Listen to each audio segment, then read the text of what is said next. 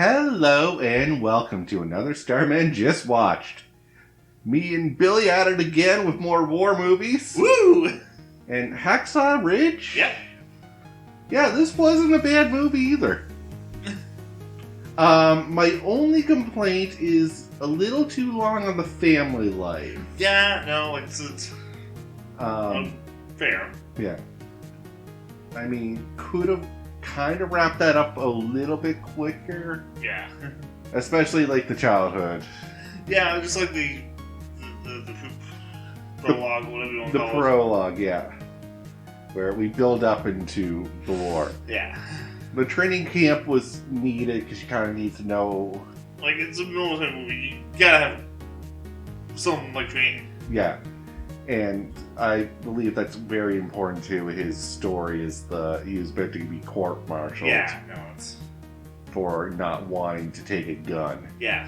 So he's a kind of conscientious objector in the movie. Yeah.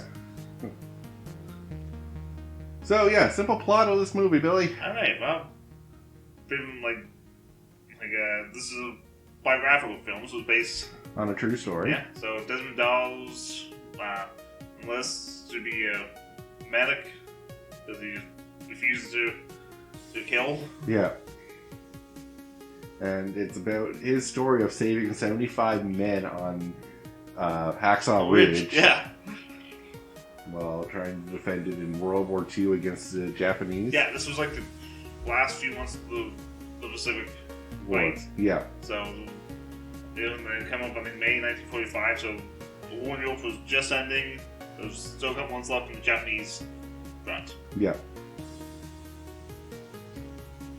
And yeah, so that's basically the movie, is just that story. Yeah. And it's told very well. Yeah, no, so it's like Andrew Garfield plays Dawes, Yeah. and I think he played really good. Yes. However, though, not much to really talk about on this one. Yeah, no, this is like having another review because it's Yeah. So, alright, we'll just start with the bad points that we had. And, Yeah. I do agree the opening is too long. Yeah. I don't mind getting a bit of family life. Shoot. What was the first one we watched? We Were Soldiers. We Were Soldiers. Sorry. Brain's not functioning on full cylinders here. But yeah, We Were Soldiers. That was a good, quick show the family life. Yeah. We do need to establish that he's a pacifist. Yeah, I think he was raised Seventh-day Adventist. Yeah. I believe. So, thou shalt not kill is very high on those list of things you shouldn't do. Yeah. And then he goes to join the war, so that's really counterproductive. And yeah, most people will look at that as, you're an idiot. Why are you here? But he's here to prove a point. Well, not really, he feels that he does have to serve his country. Yeah, he just won't kill to do But it. he's just not going to sacrifice all his morals for it. And I believe that's fair. Yeah. No, it's what he believes in, something. Yeah. Your beliefs really shape who you are. So if anything forces you to give up on your beliefs, I don't think that's necessarily right. Yeah. Unless your beliefs are kind of, crazy. Sorry, flat earthers, but I will defend your life to believe whatever you want, but you also have to understand that not everyone shares your belief. That's all I'm going to say. Yeah. If you want to believe the earth is flat, all the power to you. Just know that not everyone subscribes to that. No. And that's fair. Everyone should be allowed to believe what they want. There's my stance on that. There you go. Moving on. So, I do like how we did quickly go through the training camp. Yeah. So, every war movie, it spends maybe a little too long on the training. Yeah. And here's a quick rundown of how training would work. like I kind of like that with real soldiers. Like, you didn't focus too hard on the training, right? No, you shouldn't. You don't need to know the exercises they went through. Yeah. Unless it's to shape the character. Yeah. Full Metal Jacket. Full Metal Jacket is a great example of that. Yeah. If you didn't understand where Joker was coming from for his training and the incidents that happened in there, we won't spoil anything for a movie we didn't review yet. Or did we? Yeah, we did. Oh shit, we did. I'm sorry, we've done so many of these, I can't keep track of them all. Fair enough. Anyways, so yeah, if it adds to the character development and builds into their story, fine, sure, show me the training. But most of the time it doesn't. It's just to show just how rigorous of a training program they have. And I was like, I get that. You're going off to war, you want the most rigorous of training before you go. Yeah. Yeah, and then you get like the sergeant there, played by Vince Vaughn, which Yeah. I think he did a good job playing the Sarge. Yeah. Because, like, when you first see the rest of the other platoon, Yeah. guy gets a knife thrown in his foot. Yeah, so it's kind of like a ragtag band of, like, misfits Yeah. for this platoon. We got the guy exercising in the nude, a guy just throwing knives at people's feet. Yeah. The short guy that's also scrappy. Yeah. Ghoul, who just looks like he came out of the morgue. Yeah. And, you know, like a bunch of other ones. We have he's kind of the antagonist, but not really. The tough guy who's doing all the badass stuff. Yeah. That, like, you'd think a normal soldier would do in these war movies. Yeah, like, he, pushes Desmond off the training wall. Yeah. He comes off as an asshole. Yeah. Well, then Desmond outruns him. Yeah. And I think he's the first one to throw the punch during the beat the shit out of Oh, Desmond yeah. scene. No, that's... Yeah. So, they're trying to convince Desmond that maybe war isn't for him and to get out of the enlistment. So, basically the captain kind of orders, basically give him hell and make this miserable for him. And so the sergeant... Sorry, I'm getting ranks all mixed up. I think the captain of the sergeant, then that's what's... Yeah, and the sergeant basically gave the whole platoon rigorous training, no weekends or anything. And basically they took out their frustrations on Desmond and beat the shit out of him. Yeah, when the sergeant walks in the next morning and sees a bloody pillow. Yeah. Bloody pillow to beat up Desmond. And basically was like, yeah, no shame in leaving, man, if you, this isn't for you. And Desmond's like, no, I gotta still keep going. No, then when he even asked who attacked him, he was like, I can't identify anyone. I'm not gonna rat anyone out, is basically what he said. Yeah, so... Because, in fairness, this isn't their fault. No.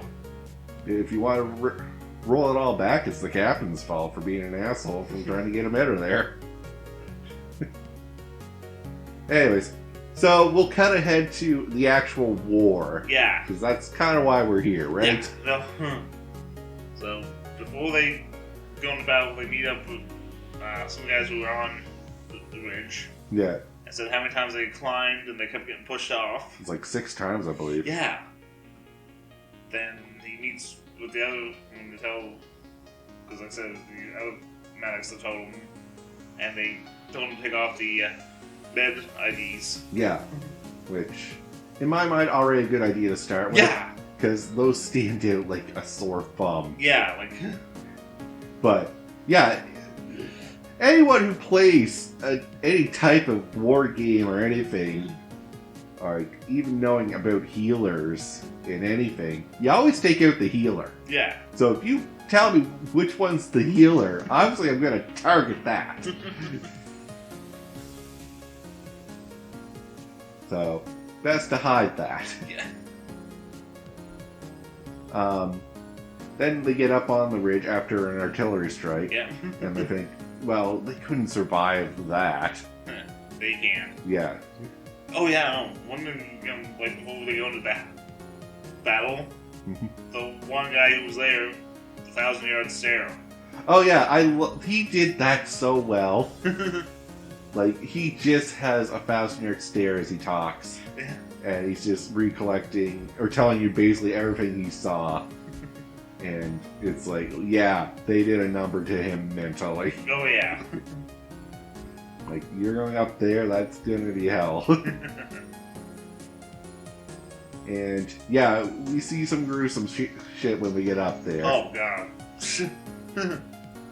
Now, they really frame the Japanese in this as very much demonic evil. Yeah. Like, nothing stops them. They will blow themselves up. And, while, yes, the Japanese have a very high pride, I don't think they were that evil. They did kind of roll it back a little bit when Desmond's in the cave running from them. Yeah. And he runs into the wounded Japanese, and he helps him. Yeah. And out of honor, the Japanese guy's like, I'm not going to rat you out. You just saved my life, kind of. Yeah, so... Or at least you made pain not happen. Give me that good old morphine.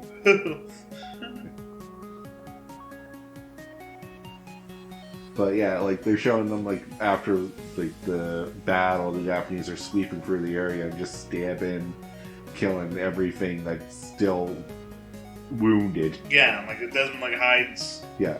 He beat one guy... And hides under a dead body of another, and Yeah. they still stab the dead body, Yeah. barely missing Desmond. Yeah, because he's there check, it's like, it's happened, okay, no, I'm good. Yeah.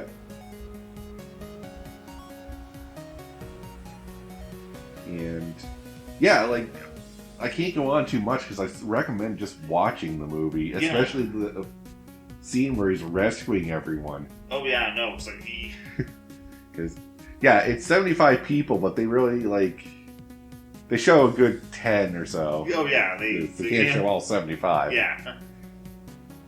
And I'll have to admit, there are some weird cuts where he's, like, dragging a guy away, and then it cuts to him going back to save another guy, or dragging another guy in. And he's like, what happened to the first guy? He's like, oh, I already saved him, pretty much.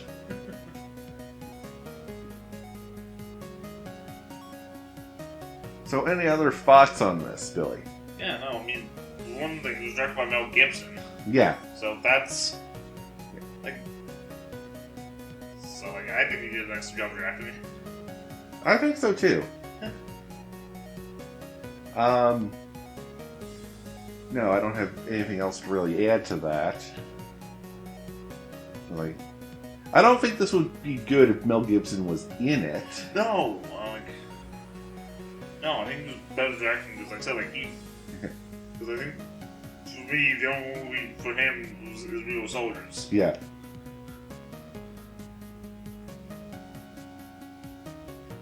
So, I don't have much else to say about this, unfortunately, Billy. Yeah. Do you got anything you want to add to this? I'll just, like, talk a little bit, like, with the father. Okay, let's go back to the childhood and father. Yeah. Because the father served in the First War. Yeah. And that messed him up. Oh, because he's... It's almost like he doesn't like his friends who died almost every day, almost. Yeah, they kind of get the impression that he goes and talks to his dead buddies. Yeah. Like every day and pours one out for them. Yeah. Because he's kind of an alcoholic now and violent. Yeah. But, like, that's just what the war did to him. And I do like when he comes in when they're doing the court hearing. Oh, yeah. And he gives that little speech where he's like, I fought for our country's, like, rights and privileges that my son has right now. That's why I was there. And if you're telling me I can't defend those, I don't understand what I was there for. Yeah, because like when he walks in and the head of the court martial was like, "That's a great war uniform." It's like, "Sir, you no longer like because like you're no longer a part of duty, so yeah. we don't listen to you anymore." And he's like, well, I wore this uniform to protect you so you could sit in that seat, basically. Yeah. And you're telling me you're not going to listen to anything I say? So he goes to one of the brigadier general, like, of the War Department. Yeah. Who's his commander of the war, to write the letter. Yep. And basically, like, it's just... Yeah, he has the freedom not to follow orders if they conflict with his, like, basically, they pulled the freedom of speech card. Yeah. Like, he's allowed to believe and do whatever he wants under our freedom rights that we fought for previously. Yeah, no, like, they just... That you're fighting for now. Yeah, because, like, when because, like I said, when he goes on current wash, because the guy yells at him, like, not pick up the gun because he's the only one that I leave on the weekend of his... Yeah. The day of his wedding. Yeah, so this is something asshole-ish this got. Yeah. Is because he wouldn't pick up a gun, they wouldn't let him take leave for a day where he was about to get married. So the wedding was canceled and had to be postponed. Yeah, because then, like, and the Dorothy, the fiance, and when the minister says, like, well, someone just get cold feet. It's like, I know someone do, but not my Desmond. No. Thank God she, like, had faith in him. Yeah. And that it's like, no, he didn't run on me, something happened. Yeah. And they wouldn't even let him call or anything, they just locked him up. Yeah, they just put him in the stockade, I believe. Yes. Yeah, it's the stockade, the military one that brings the name. Yeah, Navy, yeah. Mostly just a holding cell. Yeah. Because when you think stockade, you think the pillory. Yeah, I know, right? Yeah. But it's basically just a sealed off cell. But yeah, so that's like the whole message here is that like he wanted to fight for his country without having to actually use a gun. Yeah. Because he thought, if I'm a medic, I'm still helping. Yeah. And in my mind, yes, you are, because you're putting men back on the battlefield. Yeah. For the most part, it's not really like that. No. At least you're making sure people get back home, so Yeah. that's still something I applaud. Yeah. Because I don't think some of them were going back home. No, if it wasn't for him, some of those guys would be up there dead. Yeah. And maybe not even retrieved. No, like, because like I said, and they actually see the snippets of an interview with him. Yeah. Which I do recommend. We're not going to talk too much about, No. but definitely look up that interview. Yeah, like, just... But with that, though, I think we'll call the episode here. Yeah. So until next time, we'll have one more war movie for us, and then we're off to do our own things again. Yeah. But until then, have a good one. Please, Lord, let us get one more. One more just watched.